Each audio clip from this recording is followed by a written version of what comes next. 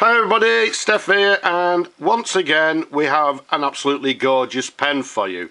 What we have here is, this is the Burnham fountain pen. It's a button filler or stud filler as they described it at the time. Now, first of all, the Burnham fountain pens, in my opinion, very much underrated. The Burnham pens were made around about the 1920s through to around about the 1960s, and it was a family run pen business with Harry Burnham at the helm.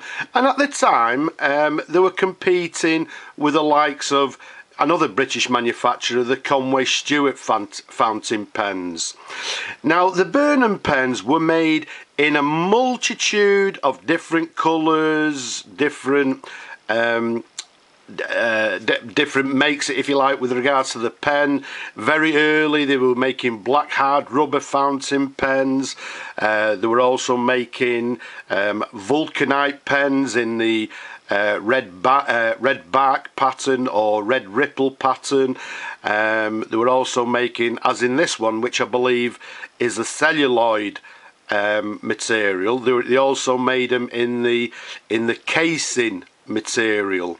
So they made lots and lots of different pens, too many to mention, and too many to sort of tell you about. But what we're going to do is just simply concentrate on this particular one. As I say, this is the Burnham, and I believe it's dated around about the 1930s. Now, as I said, it comes in this, I believe to be a celluloid, and this gorgeous burgundy or mauve, marble and black as well. Yeah, let's just give you a nice little bit of a close-up. Absolutely beautiful pen. This one, as we said earlier, is what I term as a button filler, but I believe at the time they termed it as a stud filler, which we'll show you in a moment. Let's take you to the cap there. You can see to the bottom of the cap there, it's got these three cap rings to the bottom of the cap. And if we show you the clip there, now this is quite an early clip. It's what we term, as you can see by the bottom there, as a teardrop clip. And if we show you to the very top there, you can see it's got this letter B in a diamond. So again, very reminiscent of maybe the Conway Stewart pens. And then to the top there, you can see it's got this peaked cap stud to the top there, which incidentally we've fully restored it. They tend to come very discoloured, which it was, and what we've done, we've given it a full overhaul, full service, put a new sack in it, etc. To the bottom there, you can see the blind cap is this standard blind cap here in black, again slightly studded to the top there. Now let's unscrew the cap for you like so and show you the pen in different angles. An absolutely stunning example. And again, in my opinion, although they were competing with the likes of the Conway Stewart at the times, the quality of this particular pen is absolutely excellent, and basically it's as good as any Conway Stewart that I've had from this particular era. One thing I've actually missed, this is quite a long, it's quite a long pen. From the top of the cap to the bottom of the barrel, approximately 135 millimeters capped. Around the barrel here, approximately 11.5 millimeters in diameter. And at the time, in the particular range, I believe this particular one was actually the top of the range. I also believe, I mean, I'll stand corrected, but they may have actually made one with a lever fill of this particular model as well. Let's just show you the barrel imprint, which on this pen is very nice and crisp. It's as if it's just come out of the factory. So there we have it. The imprint reads the Burnham, and then underneath it says British made. So the imprint, as you can see, in absolutely lovely crisp condition.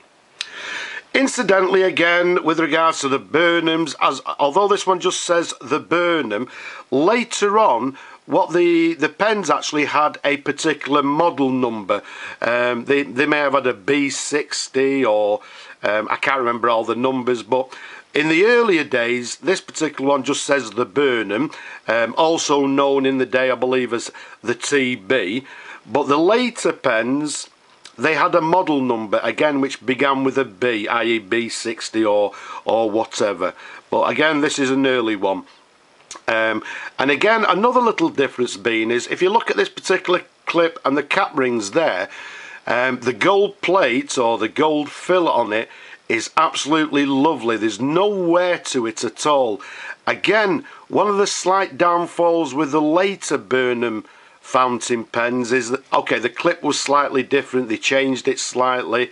It had Burnham written down the clip. But the later clips, the pens that I've had, actually the gold plate or the gold fill was very, very thin, and they had a tendency to wear off very easily.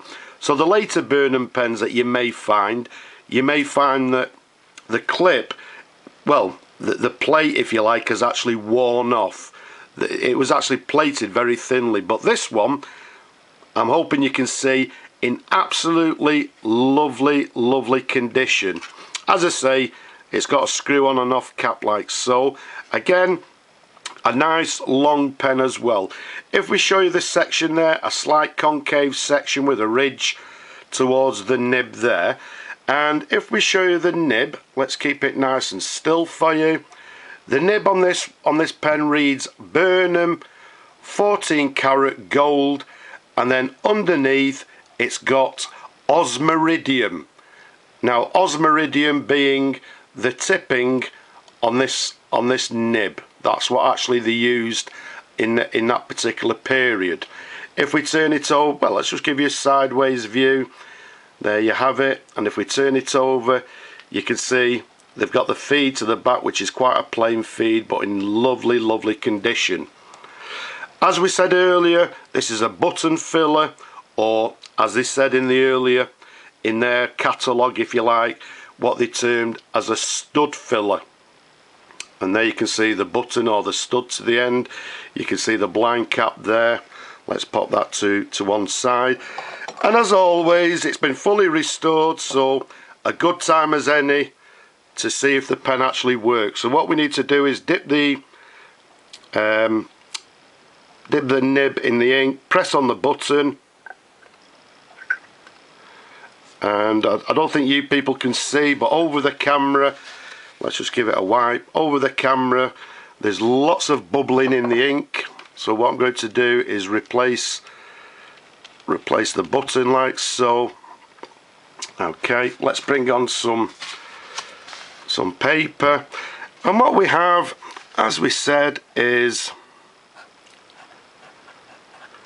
this is called the Burnham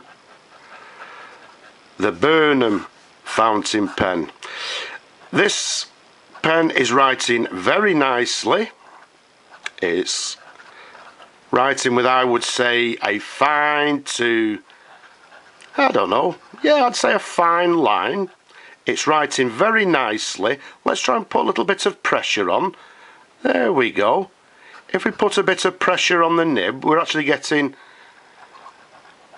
a little bit of flexibility with the nib, so we're getting quite a nice variation in the line. So with pressure on the downward stroke, we're getting a broad line. On the cross stroke, with not so much pressure, we're getting, well, quite a fine line. So there's a writing sample of the pen. As you can see, we're getting a nice variation. There's some flex to the nib. These particular nibs, the gold nibs on the Burnham pens, were actually quite renowned, or, you know, they were renowned for actually being very, very nice writers, which, to be quite frank with you, yes it is. It's a lovely writer. So let's put the cap back on like so, and there we have it. An absolutely beautiful example of the Burnham fountain pen from around about the 1930s.